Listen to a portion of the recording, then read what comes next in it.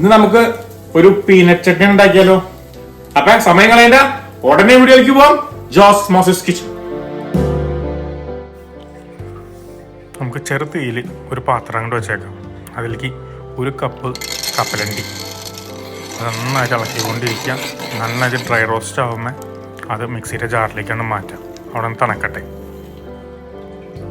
അത് കഴിഞ്ഞ് അതേ ബോട്ടിലേക്ക് തന്നെ കുറച്ച് ഉണക്കമുളക് ഇട്ട് അതും ഡ്രൈ റോസ്റ്റ് ചെയ്യുക. അതും നമ്മുടെ മിക്സിയുടെ ജാറിലേക്കാണ് ഇടുക. ഒരു കുഞ്ഞ് പീസ് പുളി, പിന്നെ ഒരു പീസ് വെളുത്തുള്ളി, ഉപ്പ്, ഇതെല്ലാം കൂടി മിക്സിയുടെ ബ്ലെൻഡറിലേക്ക് ഇട്ട് ഒരു 1/2 കപ്പ് വെള്ളം ഒഴിച്ച് നന്നായിട്ട് ഫൈനായിട്ട് പേസ്റ്റ് അടിച്ചെടുക്കുക. അത് താളിക്കാനായിട്ട് ഒരു ടേബിൾ സ്പൂൺ ഓയിൽ ഒഴിക്കുക. ഒരു ടീസ്പൂൺ കടുക് ഇടുക. നന്നായിട്ടാണ്ട് പൊട്ടും. അതിൽ കുറച്ച് കറിവേപ്പില ഇടുക. മിക്സ് ചെയ്യുക. അതിൻ്റെ മുകളിലേക്കാണ്ട് ചേർത്ത് കൊടുക്കുക. ഇത്രേ ഉള്ളൂ. പിന്നെ അതൊന്ന് മിക്സ് ചെയ്താൽ അടിപൊളി പീനട്ട് ചട്നി റെഡി ആയിട്ട്.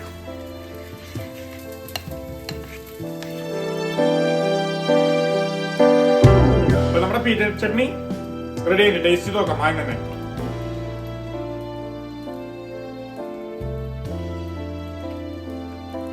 എന്താണാവോ പീനട്ട് ചട്നിക്ക് നല്ല കപ്പലണ്ടി ടേസ്റ്റ്, പിന്നെ അത്യാവശ്യം എരിവുണ്ട് കേട്ടോ.